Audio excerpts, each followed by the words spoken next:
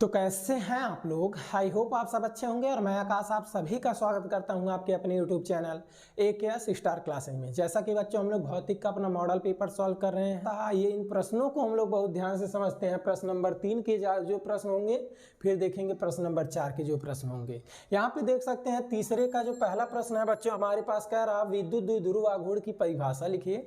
विद्युत द्विध्रुव आघूर्ण की परिभाषा लिखिए और फिर आगे कह रहा है क्या बच्चों, इलेक्ट्रॉन व प्रोटॉन के बीच की दूरी इतना है, इलेक्ट्रॉन व प्रोटॉन के बीच की दूरी इतना है, तो इस निकाय का विद्युत द्विध्रुव आघूर्ण ज्ञात कीजिए। तो पहले इस डेफिनेशन को समझ लेते हैं, उसके बाद बच्चों हम चलेंगे क्या इस क्वेश्चन पे, या जो हमारा प्रश्न दिया गया इसको सॉल्व करते हैं। पहले विद्युत द्विध्रुव आघूर्ण होता क्या है तो नोटिस करेंगे बच्चों, इसको जानने से पहले हम लोग जान लेते हैं विद्युत द्विध्रुव क्या होता है। तो जान लीजिए विद्युत द्विध्रुव हमारे पास एक निकाय होता है जो कि मोस्ट इंपॉर्टेंट प्रश्न है, पेपर में कई बार पूछता है विद्युत द्विध्रुव क्या है। तो विद्युत द्विध्रुव एक ऐसा निकाय होता है जिसमें दो समान परंतु विपरीत प्रकृति के आवेश एक दूसरे से अल्प दूरी पर स्थित होते हैं। एक दूसरे से कैसे दूरी पर होते हैं बच्चों, अल्प दूरी पर। यानी विद्युत द्विध्रुव क्या होता है बच्चों, विद्युत द्विध्रुव एक ऐसा निकाय होता है जिसमें दो समान परंतु विपरीत प्रकृति के आवेश, समान मतलब 5 कूलम या तो 5 कूलम है, लेकिन प्रकृति विपरीत होगी, यह ऋण आवेश तो वह है धन आवेश। दो समान परंतु विपरीत प्रकृति के आवेश एक दूसरे से अल्प दूरी पर स्थित होते हैं। जो डिस्टेंस इनके बीच होता है बहुत कम होता है। इस अल्प दूरी को किससे डिनोट किए हैं, 2l से। क्लियर है बच्चों। अब आते हैं विद्युत द्विध्रुव आघूर्ण पर। विद्युत द्विध्रुव समझे, विद्युत द्विध्रुव आघूर्ण क्या है तो नोटिस करेंगे बच्चों विद्युत द्विध्रुव आघूर्ण क्या है। तो विद्युत द्विध्रुव आघूर्ण का डेफिनेशन यहाँ से समझ लीजिए। विद्युत द्विध्रुव के किसी एक आवेश, चिन्ह नहीं लेंगे केवल उसका वैल्यू लेंगे, विद्युत द्विध्रुव के किसी एक आवेश तथा विद्युत द्विध्रुव में उपस्थित आवेशों के बीच की अल्प दूरी के गुणनफल को विद्युत द्विध्रुव आघूर्ण कहते हैं। समझ पाए बच्चों, विद्युत द्विध्रुव के किसी एक आवेश तथा आवेशों के बीच की अल्प दूरी के गुणनफल को विद्युत द्विध्रुव आघूर्ण कहते हैं। लिखेंगे कैसे, डेफिनेशन लिख लेंगे, हम आपको थोड़ा सा आगे बढ़ाएंगे। विद्युत द्विध्रुव आघूर्ण को जानिए पहले किससे डिनोट करते हैं, P से। डेफिनेशन बच्चों आपको अभी तुरंत बता दे रहे हैं, तुरंत यहाँ आप लोग अपने से लिख लेंगे। विद्युत द्विध्रुव में उपस्थित किसी एक आवेश, आप चिन्ह नहीं लेंगे केवल मान लेंगे, तथा उनके विद्युत द्विध्रुव में उपस्थित आवेशों के बीच की अल्प दूरी, आवेशों के बीच की अल्प दूरी कितनी है बच्चों, 2l के गुणनफल को क्या कह देंगे, विद्युत द्विध्रुव आघूर्ण। तो यहाँ से आप लोग डेफिनेशन भी लिख लीजिएगा, क्लियर होगा डेफिनेशन। तो यहाँ से सूत्र क्या होगा, P बराबर Q इंटू 2l, क्योंकि विद्युत द्विध्रुव आघूर्ण को किससे दर्शाते हैं बच्चों, P से दर्शाते हैं। मात्रक की बात करें तो आवेश का मात्रक कूलम होता है और 2l क्या दूरी है, तो इसका मात्रक क्या हो जाएगा बच्चों, मीटर। यह एक कैसी राशि है तो बच्चों विद्युत द्विध्रुव आघूर्ण आपकी सदिश राशि है, जिसकी दिशा बच्चों ऋण आवेश से होती है धन आवेश की ओर। ऋण आवेश से कहाँ होती है, धन आवेश की ओर। आई होप आप लोग यह पॉइंट समझ पाए होंगे, क्लियर हुआ होगा विद्युत द्विध्रुव आघूर्ण होता क्या है।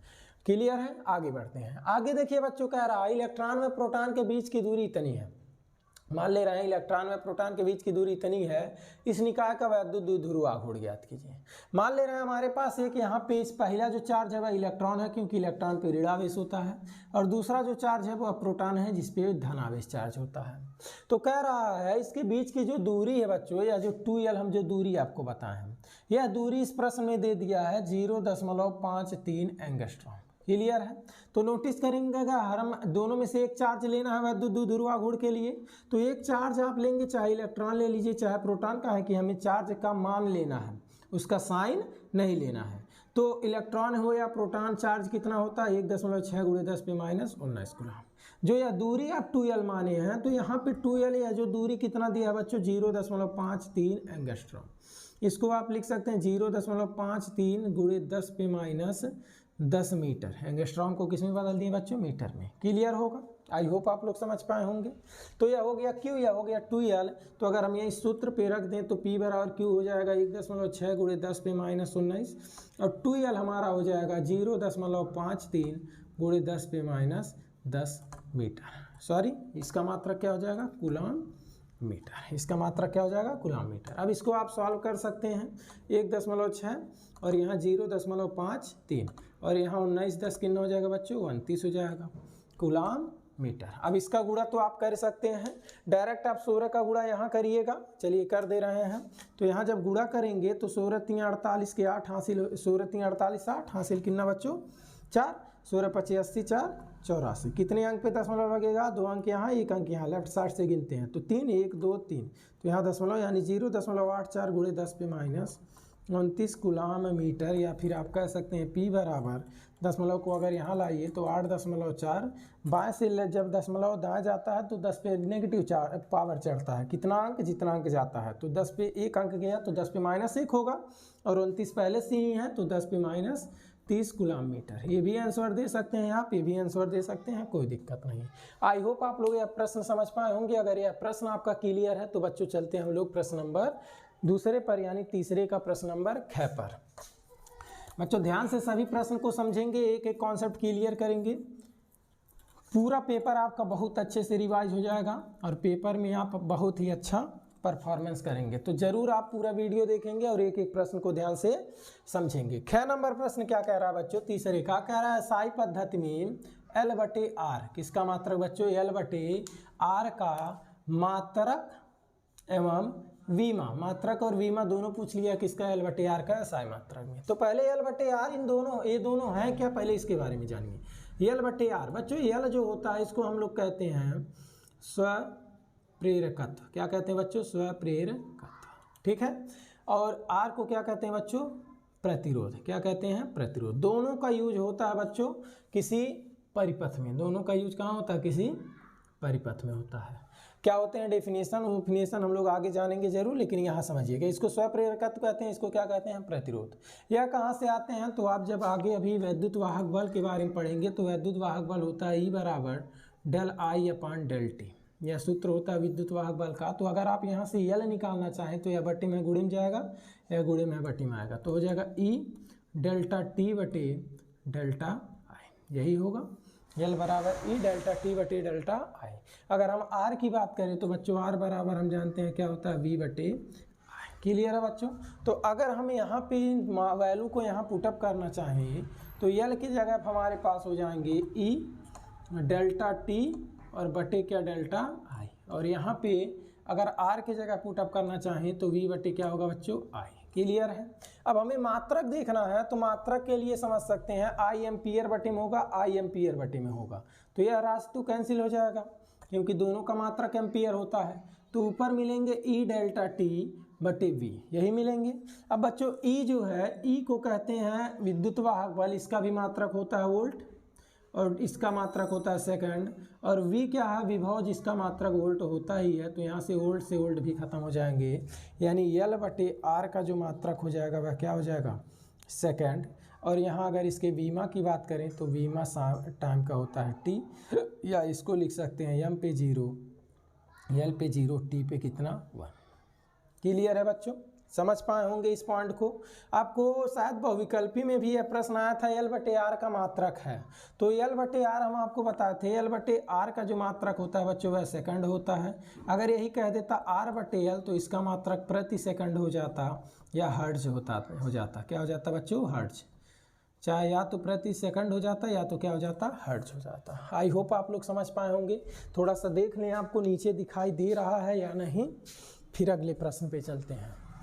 दिख रहा है शायद, थोड़ा बहुत नहीं दिख रहा होगा तो आप मैनेज करेंगे। यहाँ क्या लिखा गया है? यह पॉइंट नहीं दिख रहा है।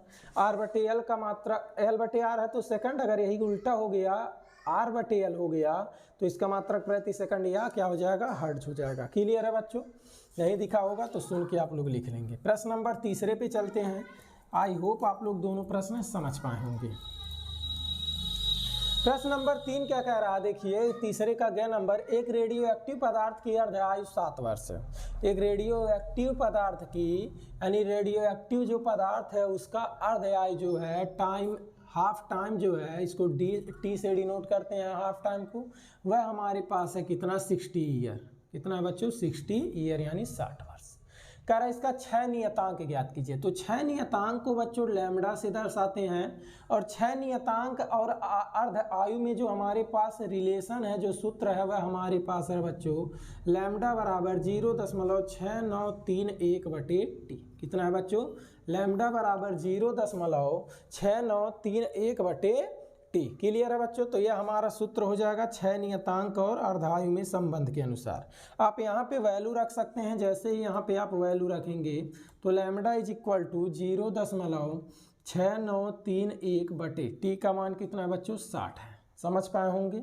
अब दशमलव के पहले एक अंक है यहाँ पे, अगर दशमलव आप ऐसे समझ लीजिए 4 अंक पे दशमलव है, दशमलव को अगर यहाँ लेते आइए यानी 6931, तो अभी बताएं दशमलव जब दाएं से बाएं जाते हैं तो 10 पे माइनस घात चढ़ता है, तो कितना अंक गया है 4, तो 10 पे आप कह सकते हैं -4 और बटे कितना है बच्चों 60। आप 2 अंक भी ले जा सकते थे, कोई डाउट नहीं, 2 अंक भी ले जा सकते हैं 100%। आप डायरेक्ट 6931 में 60 से डिवाइड कर दीजिएगा। 60 से डिवाइड करने के बाद जो आंसर आएगा वही आपका एग्जैक्ट आंसर होगा। समझ पाए बच्चों। अगर इसका मात्रक की बात करें तो मात्रक आप लोग देख ही सकते हैं, यहाँ ये तो कांस्टेंट राशि है, यहाँ क्या है टी, तो यहाँ इसका मात्रक हो जाएगा प्रति सेकंड, यानी हर 1 सेकंड में इतने पदार्थ, इतना यहाँ जो वैल्यू आएगा उतने का मान क्या होगा, ह्रास होगा, हमेशा उतना ही वह क्या हो जाएगा, नष्ट होता चला जाएगा। समझ पाए होंगे शायद यह प्रश्न भी। इसको कैलकुलेट कर लेना जी, 6931 में 60 से डिवाइड कर देना, बस जो आएगा आंसर। प्रश्न नंबर 6 पे चलते हैं। आई होप आप लोग ये भी प्रश्न समझे होंगे, रिलेशन याद रखेंगे, क्योंकि इस रिलेशन से जरूर कोई ना कोई प्रश्न पेपर में देखने को मिलता है।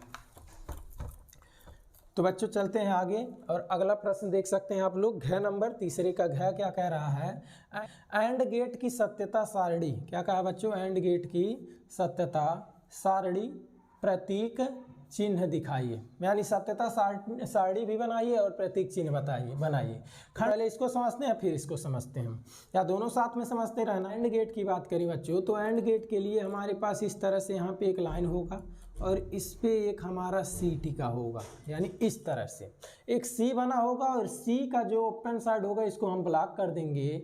तो यहाँ पे हमारे पास इस फिगर में फिर 2 इनपुट होंगे और एक हमारे पास आउटपुट होगा, इसको कहते हैं निवेशी ए और बी, इसको कहते हैं निर्गत वाई, और यह होता है y is equal to a dot b. किसके लिए बच्चों, एंड गेट के लिए। किसके लिए, एंड गेट के लिए, ए डॉट बी।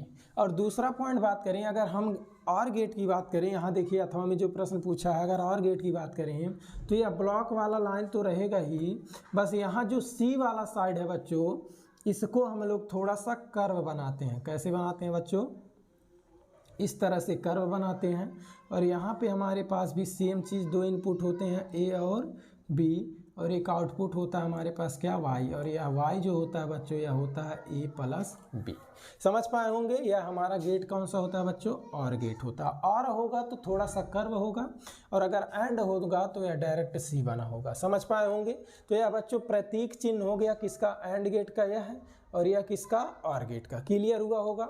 अब नोटिस करेंगे कुछ बच्चों, यह जो गेट्स होते हैं या करंट को सिग्नल के रूप में समझते हैं। करंट को किसके रूप में समझते हैं, सिग्नल के रूप में। और वो भी सिग्नल के भी 2 ही चीज़ समझते हैं, 0 और 1। अगर 0 है तो इसको समझेंगे ऑफ है, यानी करंट नहीं आ रहा है, और 1 है तो यह सिग्नल दर्शाते हैं करंट आ रहा है, यानी जो गेट है वह ऑन है। समझ पा रहे होंगे।